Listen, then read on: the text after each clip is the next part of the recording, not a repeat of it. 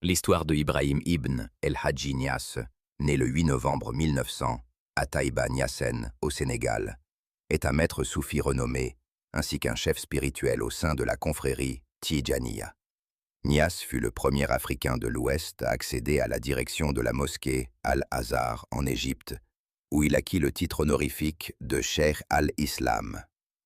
Il entretenait une amitié étroite et prodiguait ses conseils au premier président du Ghana Kwame Nkrumah, ainsi qu'à Gamal Abdel Nasser et au roi Faisal d'Arabie Saoudite.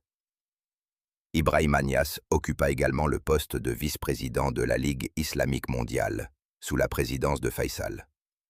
Ibrahim Niasse est le fils d'Abdoulaye Niasse, 1840-1922, éminent représentant de l'ordre soufi Tidjani, également connu sous le nom de Tarekat al-Tidjaniya, dans la région du Saloum au début du XXe siècle.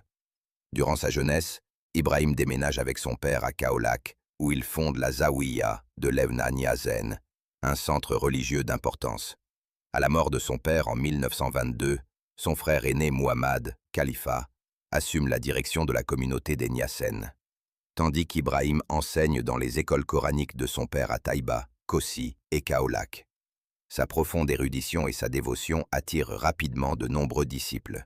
Dès 1930, il se déclare l'héritier spirituel d'Ahmed Tijani et rallie massivement les disciples de son père, ainsi que de nombreux cheikhs morts à sa cause, les initiant à la Tarbiya, initiation mystique visant à atteindre la gnose, marquant ainsi la spécificité de sa branche de la Tijaniya.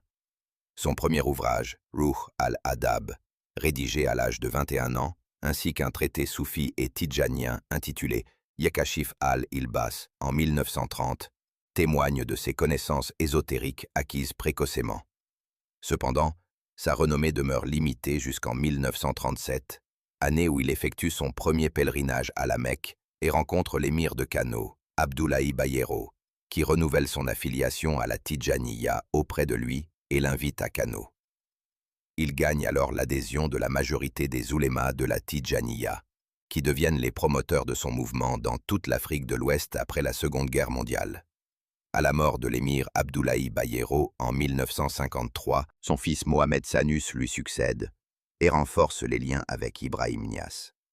À la fin des années 1960, grâce à ses soutiens politiques, à l'engagement de ses disciples au nord du Nigeria, à ses activités éducatives et à son zèle missionnaire, Ibrahim Niasse dirige une communauté transnationale de plusieurs millions de membres, présents notamment au nord du Nigeria, où son influence est la plus forte, mais aussi au Ghana, au Niger, au Togo, au Libéria,